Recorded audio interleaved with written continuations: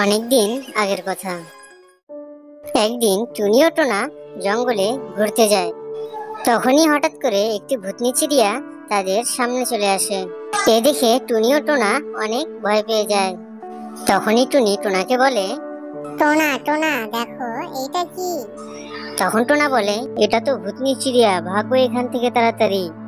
এ কথা বলেই টোনা সেখান থেকে পালাতে শুরু করে। কিছু দূর যেতে না যেতেই ভূতনি চিড়িয়া টোনা ও টুনিকে তার ভুতিয়া বাড়িতে নিয়ে যায় এবং তাদেরকে সেখানে বন্দি করে রাখে। এর পরের দিন জঙ্গলে এসে মিঠু তোতা ও বান্টি কবুতরকে উঠিয়ে নিয়ে যায়। এভাবে ভূতনি চিড়িয়া অনেক পাখিকে তার বাসায় বন্দি করে রাখে।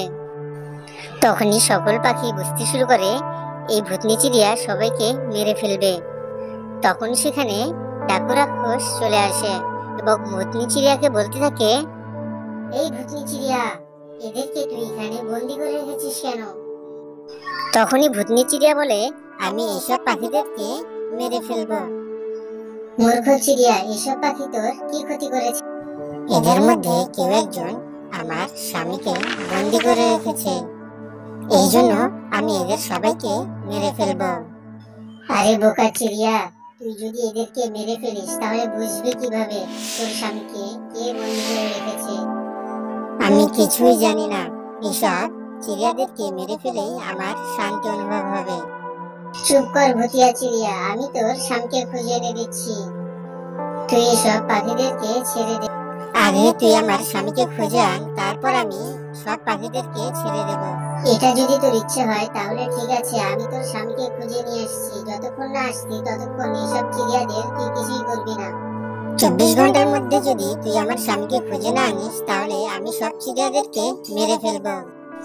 এ কথা শুনেই ডাকু রাক্ষস ভূতনি চিড়িয়ার স্বামীকে খুঁজতে বের হয়। খুঁজতে খুঁজতে এক ডাইনির সামনে এসে দাঁড়ায়।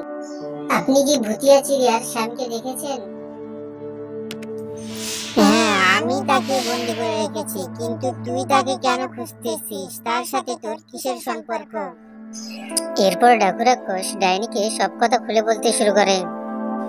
ডাইনি সবকিছু শোনার পর বলে, ঠিক আছে, তাহলে তুমি তাকে নিয়ে যাও জঙ্গলের বাইরে পুরনো বাড়িতে। আমি তাকে বন্দি করে রেখেছি, সেখানে সে বন্দি আছে।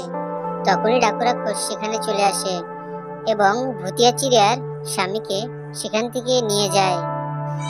এটা দেখে ভুতিয়া চিড়িয়া অনেক খুশি হয়ে যায় এবং সকল পাখিকে মুক্ত করে দেয়।